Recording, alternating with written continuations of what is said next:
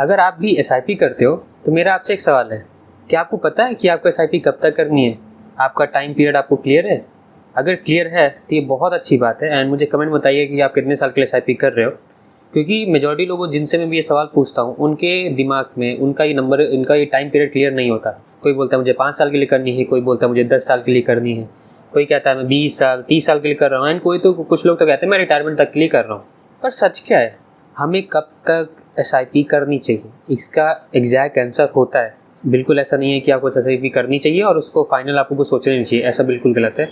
जब आप एसआईपी कर रहे हो ना, तो आपके दिमाग में एक टाइम पीरियड और एक नंबर क्लियर होना चाहिए कि आपको कितना पैसा बनाना है एंड कितने समय में बनाना है, क्योंकि उसी के हिसाब से आपकी एसआईपी डिसाइड होती है। क्योंकि बिना अगर ये दो चीज़ आपके दिमाग में क्लियर नहीं है तो आप एसआईपी रोक दोगे। मानिए आपको पॉइंट ए से पॉइंट बी तक जाना है, ठीक है, आप पॉइंट ए पे हो और आपको पॉइंट बी पे जाना है। लेकिन अगर मैं आपसे कहूँ कि पॉइंट ए की मैं आपको लोकेशन नहीं बता रहा हूँ, बस आप चलते जाओ, कभी ना कभी तो पहुँच जाओगे, तो आप खुद सोचो, आपको खुद लगेगा ना ये क्या फालतू बता रहा है। तो यही चीज़ें आप एसआईपी में करते हो कि आप एसआईपी अपनी स्टार्ट तो कर देते हो, लेकिन उसका एंड गोल आपको पता नहीं होता, तो आप बस चलाते जाते हो और कहीं भी थोड़ी सी प्रॉब्लम आती है, कहीं भी थोड़ा दिक्कत आई एसआईपी में, रिटर्न कम हो तो आप बंद कर देते हो, या मार्केट गिरती है तो आप बंद कर देते हो। वही आज मैं इस वीडियो में आपको क्लियर करने आया हूँ कि आपको कितने समय तक एसआईपी चलानी है, किस वजह से आपको एसआईपी चलानी चाहिए, क्या मेन गोल होता है किसी भी एसआईपी चलाने के पीछे। तो आज की वीडियो में मैं इन्हीं सारे पॉइंट्स पे बात करने वाला हूँ। चलिए वीडियो शुरू करते हैं। मेजॉरिटी लोग, जो 95% लोग होते हैं, वो ये गलती करते हैं कि वो बस एसआईपी स्टार्ट कर देते हैं किसी के भी कहने पर, बट उनका कोई गोल नहीं होता एसआईपी में। वो जब सोचते हैं कि मेरे पास अभी 10 साल है तो मैं 10 साल एसआईपी कर लूँगा, लेकिन वो मैटर नहीं करता। आपकी एसआईपी का अमाउंट और आपके एसआईपी करने का टाइम आपके गोल पे डिपेंड करता है। अगर आपका गोल छोटा है तो अगर आपके एसआईपी आप 5 साल में भी वो आप अचीव कर सकते हो। अगर आपका गोल बहुत बड़ा है तो आपको मे बी 25-30 साल करनी पड़े। तो एसआईपी का अमाउंट आपके टाइम पे डिपेंड नहीं करेगा, वो आपके गोल पे डिपेंड करता है। क्योंकि पहले अपने दिमाग में एक गोल बनाओगे कि मैं किस लिए एसआईपी कर रहा हूँ। मुझे एक घर लेना है, मुझे एक नई गाड़ी लेनी है, या अपने बच्चों के आपको एजुकेशन के लिए उनको बाहर भेजना है, तो आपके दिमाग में होगा कि मुझे चलो 12 साल बाद या 15 साल बाद मुझे 1 करोड़ रुपये चाहिए। तो अब आप उसके हिसाब से अब आप प्लान करोगे कि आपको एसआईपी किस में करनी होगी। क्योंकि अगर आपको 10 साल बाद 1 करोड़ रुपये चाहिए अपने बच्चे के एजुकेशन के लिए, तो अब आप डिसाइड करोगे कि मेरे पास क्या है, मुझे 1 करोड़ का मेरा फाइनल रिजल्ट है, मुझे 1 करोड़ चाहिए, टाइम मेरे पास कितना है, मुझे 10 साल के अंदर इसे करना है। तो अब आपका यहाँ पे एसआईपी डिसाइड हो जाएगी कि आपको कितने की एसआईपी करनी है। क्योंकि अब क्या होगा कि आपके पास आपका गोल है, आपके पास आपका टाइम पीरियड है, तो अमाउंट अपने आप डिसाइड हो जाएगा। एंड आपको किस में करनी चाहिए, जिसमें आपका गोल अचीव हो जाए।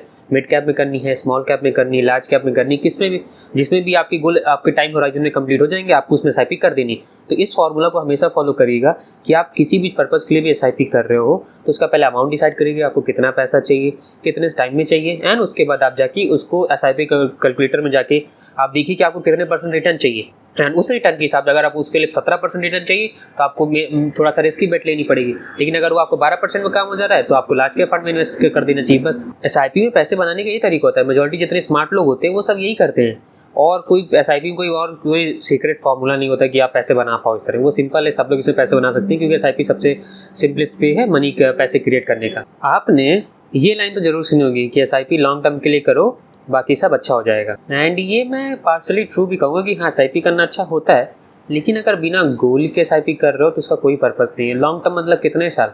किसी के लिए 5 साल भी लॉन्ग टर्म हो सकता है, किसी के लिए 10 साल, किसी के लिए 20 साल, किसी के लिए 30 साल लॉन्ग टर्म होता है। सबके लिए लॉन्ग टर्म की डिफिनीशन अलग होती है ना, सबके लिए लॉन्ग टर्म का मतलब अलग है। तो इसीलिए उस जो आपका लॉन्ग टर्म है वो अपने अमाउंट पे डिसाइड करिए, आपके गोल पे डिसाइड करिए, वो ज़्यादा आपके लिए ठीक रहेगा। क्योंकि जब लोग कहते हैं ना कि मैं लॉन्ग टर्म के लिए एसआईपी कर रहा हूँ, इसीलिए ज़्यादातर लोग एसआईपी बंद कर देते हैं। क्योंकि किसी ने आपसे बताया कि एसआईपी बहुत अच्छी होती है, लॉन्ग टर्म के लिए बहुत अच्छा है, तो आप स्टार्ट तो कर दोगे, क्योंकि आपको ना कुछ समझ है एंड ना आपके उसको फाइनल गोल है कि आप किस लिए एसआईपी कर रहे हो। बस आपके दोस्त ने कहा तो आपने स्टार्ट कर दी। लेकिन जब आपके पास कोई ना फाइनल गोल नहीं होता है ना, तो आप वो चीज़ें करना बंद कर देते हो। एंड मेजॉरिटी केसेस में यही होता है कि जो लोग बिना फाइनल गोल के एसआईपी स्टार्ट करते हैं वो बीच में एसआईपी बंद कर देते हैं। एंड ये बात हमेशा से ध्यान रखिएगा, अगर आपके पास किसी चीज़ के लिए क्लैरिटी नहीं है ना, तो कंसिस्टेंसी मेंटेन करना बहुत मुश्किल होता है। अगर किसी चीज़ के बारे में आप सही से जानते नहीं हो, उसका गोल आपको डिसाइड नहीं है ना, तो आप कंसिस्टेंसी मेंटेन नहीं कर पाओगे। एक बात ध्यान में रखिए, एसआईपी कोई प्रोडक्ट नहीं है, एसआईपी एक मेथड है, जिसका मतलब होता है सिस्टमैटिक इन्वेस्टमेंट प्लान, जिसमें आप per month specific amount stock market में लगाते रहते हो म्यूचुअल फंड्स के थ्रू। ठीक है, एंड ये मेथड तभी तक यूज़ होता है, एसआईपी आपको तभी तक करनी चाहिए जब तक आपका गोल अचीव ना हो जाए। आप सिंपल से, हम सबने स्कूल में मैथ्स पढ़ी है, ठीक है, मैथ्स में अगर आप कोई फॉर्मूला यूज़ करते तो उसका मेन गोल क्या होता था कि आपको उसका आंसर मिल जाए क्वेश्चन का।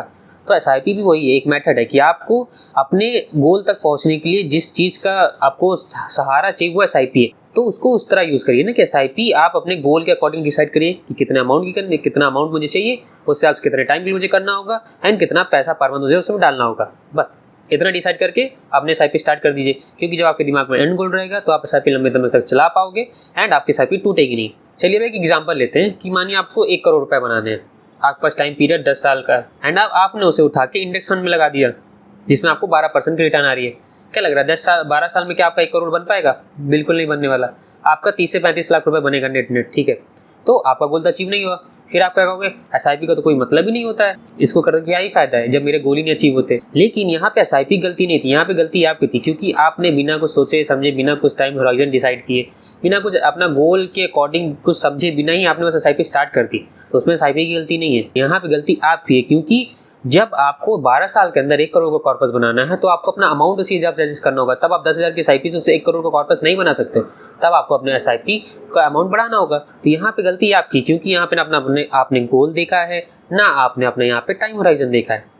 तो जब भी एसआईपी करिएगा, एक दिमाग का अपना गोल बनाइएगा कि मैं क्यों एसआईपी कर रहा हूँ, उस हिसाब से अपनी इन्वेस्टमेंट प्लान करिएगा। अब आपको मैं रियल बताता हूँ कि आपको कैसे करना है। अगर आप आज से 12 साल के अंदर 1 करोड़ कॉर्पस बनाना चाहते हो एंड अगर आप इंडेक्स फंड में इन्वेस्टमेंट कर रहे हो और आपको 12% रिटर्न आ रही है, तो आपको कम से कम पर मंथ 10,000 नहीं, कम से कम 25,000 रुपये पर मंथ इन्वेस्टमेंट करने होंगे, तब जाके आपका 1 करोड़ का कॉर्पस 12 साल बाद बन जाएगा। तो अब आपने यहाँ पे देखा ना कि मैंने क्या किया, मेरा गोल 1 ही करोड़ था, लेकिन मेरा टाइम भी मैंने डिसाइड कर रखा था, मैंने गोल भी डिसाइड कर रखा था। अब मैंने उसी के बेसिस अपना अमाउंट डिसाइड किया।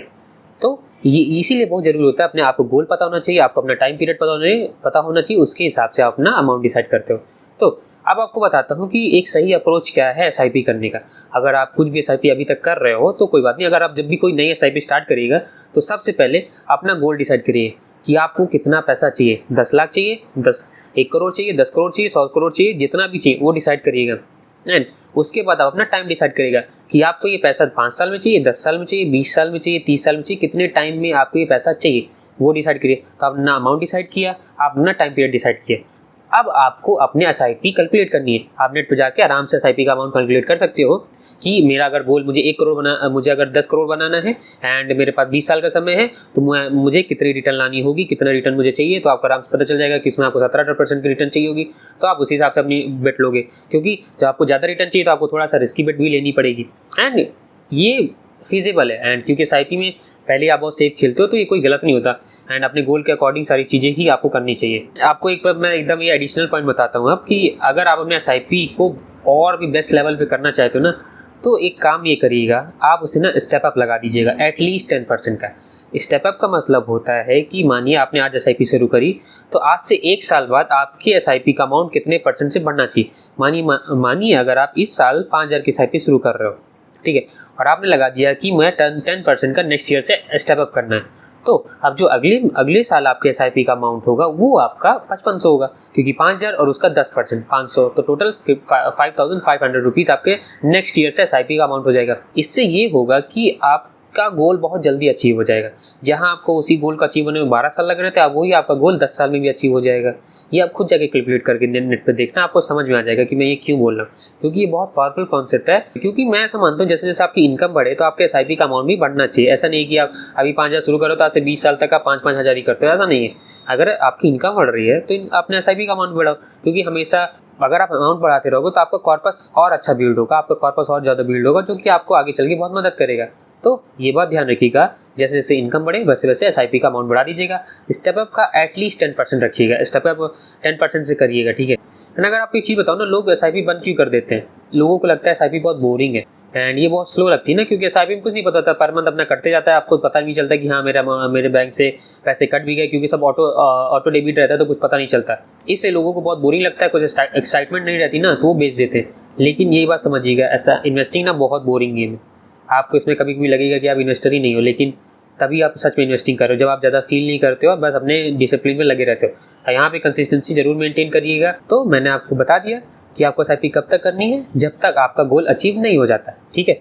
जिस दिन आपका गोल अचीव हो जाए उस दिन SIP बंद करके अपना अमाउंट निकाल लीजिए और जिस चीज़ के लिए आपने अपने उसको किया था वो चीज़ आप बाय कर सकते हैं। तो स्टार्टिंग में टाइम डिसाइड मत करिए, अपना गोल डिसाइड करिए कि आप क्यों कर रहे हो। ऑटोमेटिकली अपना आपका टाइम और आपका अमाउंट अपने आप डिसाइड हो जाता है। आज की वीडियो यहीं तक। अगर आपको लगा हो कि मैंने कुछ वैल्यू डिलीवर करी है, कुछ आपको समझाया है, तो वीडियो को लाइक करिएगा, चैनल को सब्सक्राइब करिएगा। एंड स्टॉक मार्केट इन्वेस्टिंग से रिलेटेड किसी भी तरह का डाउट है तो आप मुझसे कमेंट में पूछ सकते हैं। तब तक के लिए this is Dunki Singh signing off. Bye bye.